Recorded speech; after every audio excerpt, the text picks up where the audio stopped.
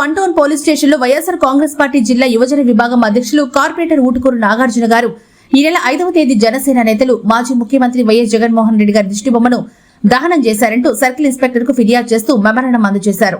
ఈ విషయాన్ని వైఎస్ఆర్ కాంగ్రెస్ పార్టీ తీవ్రంగా ఖండిస్తుందని, ఈ ఘటనపై చట్టపరమైన చర్యలు తీసుకోవాలని సీఐ గారిని కోరారు. ఈ సందర్భంగా ఊటుకూరు నాగార్జున మీడియాతో మాట్లాడారు. ఈ కార్యక్రమంలో వైసీపీ జిల్లా విద్యార్థి విభాగం అధ్యక్షులు ఆశ్రితారెడ్డి, వైసీపీ ఆర్యవైసీ విభాగం నాయకులు చీరల కిషన్ గారు, వైసీపీ నాయకులు పాల్గొన్నారు. మాజీ ముఖ్యమంత్రి కనీసం ఆ కార్యక్రమాన్ని కూడా మీరు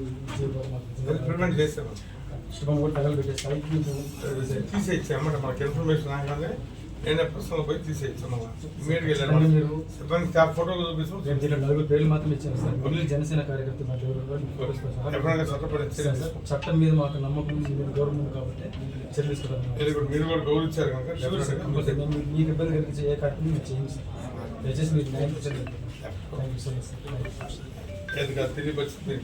మీ స్థాయి మీరు తెలుసుకొని ప్రవర్తిస్తే మీరు బాగుంటుందని తెలియజేసుకుంటూ మళ్ళీ మీరు అంటారు జగన్మోహన్ రెడ్డి గారు రాజశేఖర రెడ్డి గారు కొడుకు, రాజశేఖర రెడ్డి గారు కాదు లేకపోతే జగన్మోహన్ రెడ్డి గారు ఎక్కడైనా అంటారు.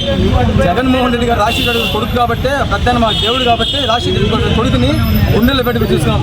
ఆ రోజు 67 సీట్లతో మా నాయకుడు జగన్మోహన్ రెడ్డి గారు 67 సీట్లు గెలిస్తే ప్రజల పక్షాన్ని నిలబడి ప్రతిపక్షంలో పోరాడితే జగన్మోహన్ రెడ్డి గారు దమ్ముతో 151 సీట్లు గెలిచిన చరిత్ర జగన్మోహన్ రెడ్డి గారు గుర్తు పెట్టుకోండి. ఈరోజు ఓడిపోయినా సరే జగన్మోహన్ రెడ్డి గారు ఈరోజు ఓడిపోయినా సరే ప్రజల పక్షాన్ని నిలబడి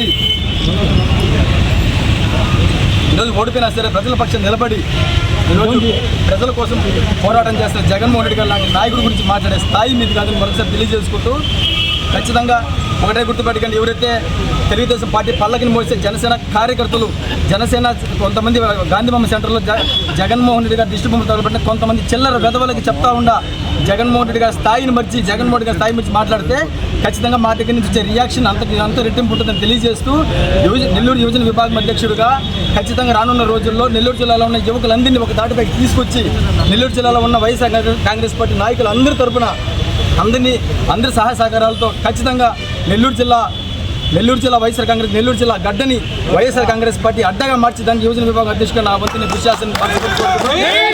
ఖచ్చితంగా రానున్న రోజుల్లో కర్మ అనేది ఎవరిని వదిలిపెట్టదు.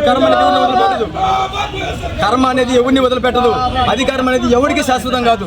మీరు ఈ రోజు మా నాయకులు ఏ విధంగా మాట్లాడుతున్నారో, మీరు మా కార్యకర్తలు ఏ విధంగా మీరు ప్రవర్తిస్తున్నారో ఆ తీరుకి రెట్టింపు ఇదితో ఖచ్చితంగా ఒక పక్క జగనన్న 2.0లో ప్రజాక్షేత్రంలో ప్రజలకు మంచి పాలన అనిపించే విధంగా ఒక పక్క మీలాంటి కొంతమంది చిల్లర వెదలకు సమాధానం చెప్పే విధంగా ఇంకో పక్క కూడా పనిచేస్తామని తెలియజేసుకుంటూ ఖచ్చితంగా రానున్న రోజుల్లో మీరు చేసే ప్రతి చర్య ఉంటుందని గట్టిగా స్పందిస్తామని యువజన విభాగం తరపున నేను వైఎస్ఆర్ మీకు సవినయంగా తెలియజేసుకుంటూ సెలవు తీసుకుంటున్నా.